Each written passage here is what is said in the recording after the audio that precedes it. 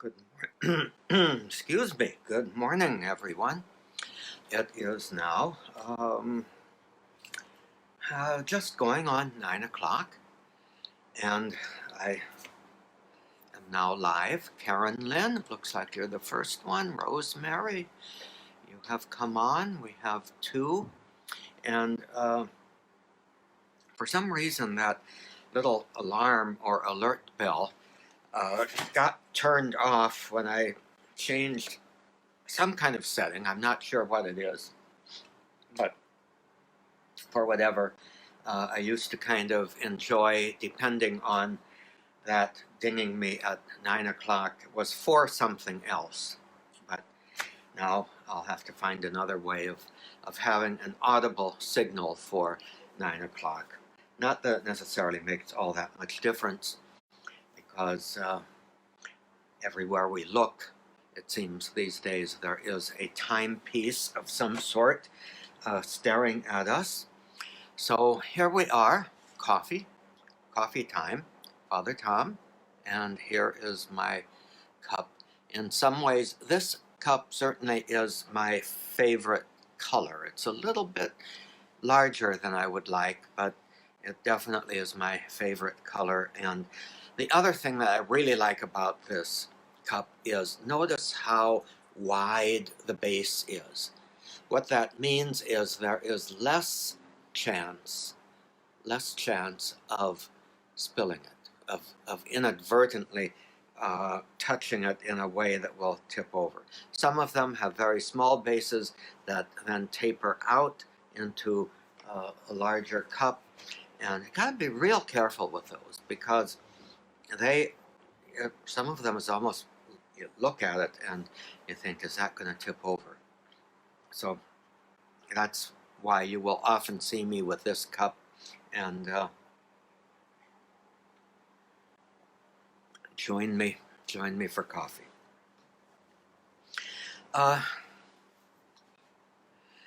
As I sometimes do, I'm approaching today at a little bit of a loss as to, just exactly what I want to talk about.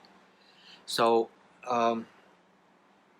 when I do that, I like to try to begin with a prayer, as often as not, some kind of a prayer from the liturgy. And let's do the responsorial psalm for today, and then I think I will go into a bit of the first reading, maybe a little bit of the gospel. This is originally Ascension Thursday today, but the only places that are celebrating Ascension Thursday in the United States are Boston, Hartford, New York, Newark, Omaha, and Philadelphia, those ecclesiastical provinces. In other words, whatever state they are in, Massachusetts, Connecticut, New York, New Jersey, Nebraska, and Pennsylvania are celebrating the Ascension today. Every place else in the United States, and quite frankly, almost everywhere in the world, except in those places and a few other countries, the Ascension is being celebrated on Sunday. It's been transferred to Sunday. The option is given to the bishops, and the encouragement, really, if the feast is not a holiday in your country, why not transfer it to Sunday so that more people have an opportunity to celebrate it and to reflect on the meaning of it? Because let's face it, most people, even if it's a holy day of obligation, and they used to say you are obliged under pain of mortal sin to go to Mass on that day during the week, most people don't. And we can either try to find ways to force them to it, or we can capitalize on what they do still generally do by custom or habit or out of their own spirituality, and that is certainly coming to Mass on Sunday and making Sunday a day of um, maybe primary contact with the sources and the origin of our faith through the Eucharist and through the liturgy of the Word. So most places, Ascension will be celebrated this coming Sunday.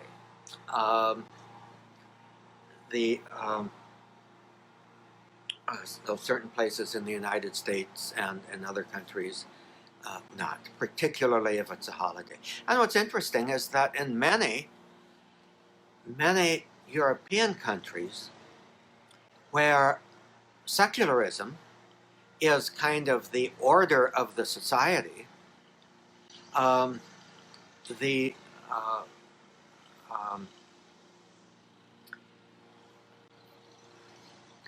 I'm distracted. Susan Brinasso has said, Mike and I had our first date on Ascension Thursday in 1981.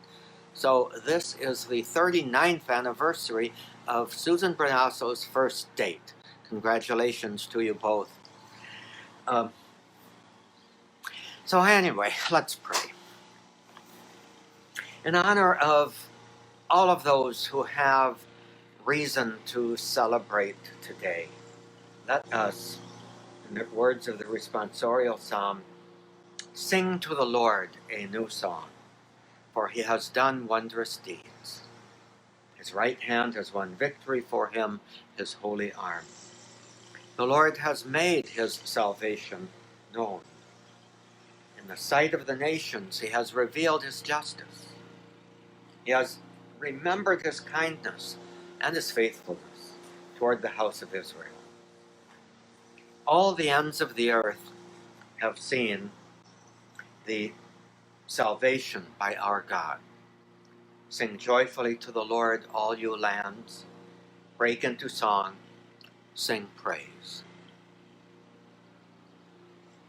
That kind of leaves me with a question. All the ends of the earth have seen the salvation by our God, and yet have they? Have our missionary efforts kind of ultimately ended up leaving people cold with regard to faith? Because perhaps all too often our missionary efforts were motivated by, let's say, an ideology. Let's say the conviction that everybody should be Christian the way that I am. And that goes for Protestant missionaries who sometimes were very, very active in Catholic countries, and Catholic missionaries who sometimes are very active in Protestant countries, and in Orthodox countries. But the ideology that's driving each of them is the conviction that I'm right and you're wrong. And you know what? I've talked about this before. I'm going to try not to talk too long about it today, but so very often that type of convert making does not produce its results. If it produces converts, one sometimes has to ask the reason. It might be that you're convinced intellectually. In some cases, it might be that there is some kind of social advantage, some kind of benefit, either now in this life being accepted into a particular community, or in the next life getting to heaven. But the idea is based on conversion for the sake of some kind of reward. And I don't think that is genuinely of God. God wants to lift us up a little bit beyond that. And what that means is, how do we bring people to Christ? Or how do we bring Christ to people? I'm certainly not advocating saying it doesn't make any difference what you believe. It doesn't make any difference whether you're Catholic or not. It does make a difference whether you're Catholic or not. But the difference is this: if you are Catholic, you are Catholic primarily because Jesus Christ himself has captivated you, has touched your heart, has drawn your heart to his heart. And when we are drawn to the heart of Jesus, we want to be overflowing with the kind of love that has drawn us. So I've maintained before, and I continue to maintain it, that what we are called to is to identify what are the longings of the other person's heart, and then ask ourselves, how can my heart, the priorities of my heart, the possessions of my heart, Jesus, who is my heart, and whose heart is mine, how do I bring that good news of love in a way that allows the other person to understand, to see that in the relationship with Jesus and his people, he or she will find the fulfillment of their own heart's desire. That, I think, that's what we need to struggle with. We need to wrestle with a bit. How do we bring what the conviction that we hold dear to the other person in a way that we understand and respect and respond to the desires of their own heart? How do we communicate a Jesus that fulfills the other person's deepest longings? And I think far too often our way of living, the Christian way, has tended either to be a very privatized one.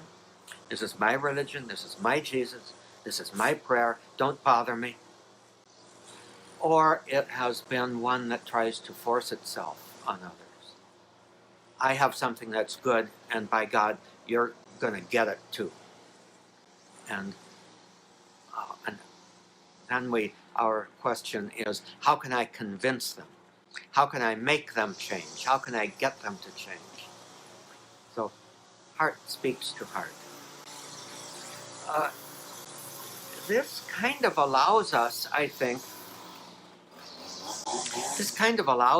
to look at the Gospels, look at the writings of St. Paul, look at the Acts of the Apostles, kind of in a new light.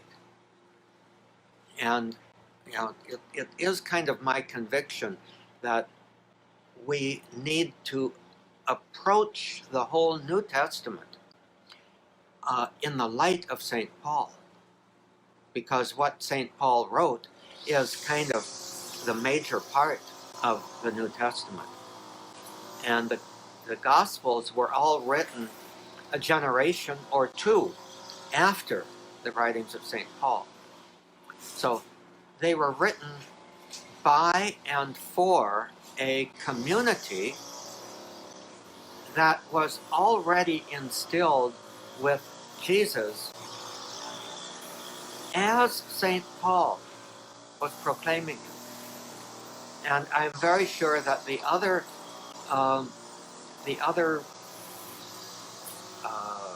writings, how would I put it, that they were in some way, the other evangelists were in some ways familiar with the gospel of as proclaimed by Paul. And there were others that were not recorded. They may have been recorded temporarily and been lost, but the primary thing was Paul was the conveyor of love. Now, with that said, how did Paul touch hearts? And as we saw yesterday, and yeah, it was yesterday, that in Athens, Paul tried to touch the minds of the philosophers, and that didn't work. He came down to Corinth.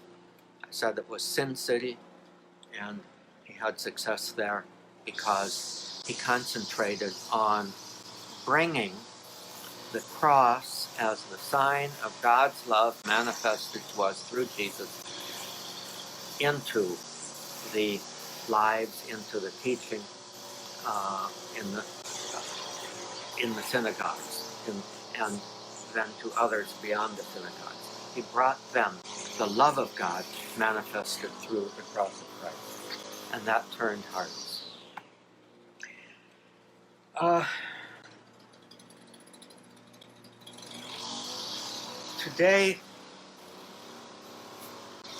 Today, unfortunately, there is a lot of noise outside, and I'm finding myself quite distracted. And I think this is one of those days when perhaps we should conclude with praying a bit for one another.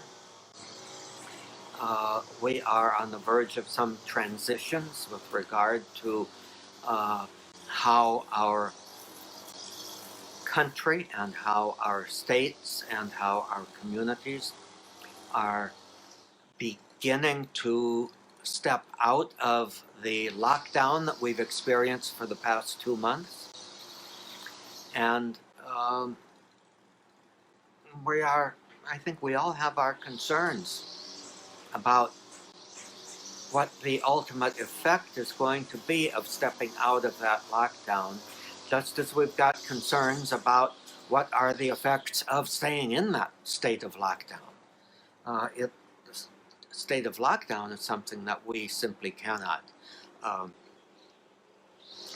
maintain, cannot sustain as a society, even as a human race.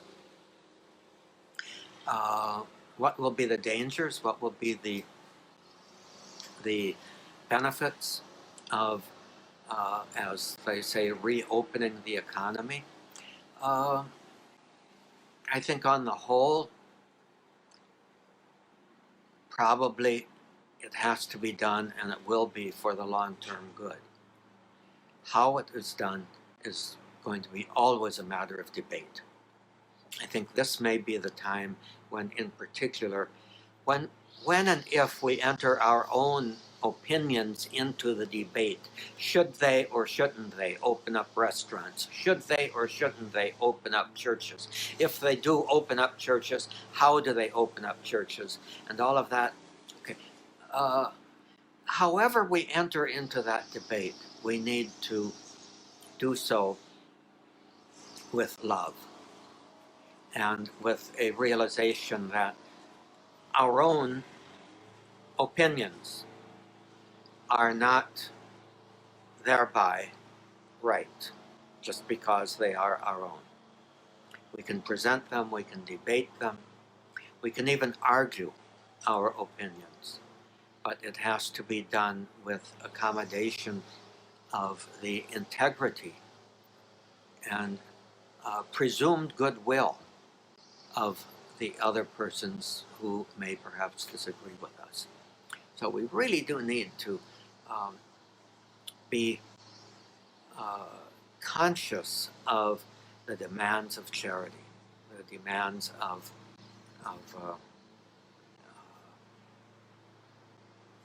the demands of our own need for, or rather, our own response to others. So, with that in mind, let's proceed joyfully into today. Joyfully. Marcia, people have been downright nasty in comments, no respect for others' belief. Let them be. Let them be. There's no need to respond in trying to straighten them out, whatever. We need simply to be respectful ourselves. And even if that respect isn't reciprocated, I have to say, in all honesty, I have replied to about a half a dozen posts of people who I thought were saying something wrong, dangerous, silly, stupid, whatever. And pride goes before the fall, remember that? But I am going to kind of a little bit pat myself on the back because I wrote those replies, read them, and deleted them without posting them. That might be something to do. Twitter and Facebook, we thought email was bad, but now Twitter and Facebook and things like that make it so easy to dash off something that we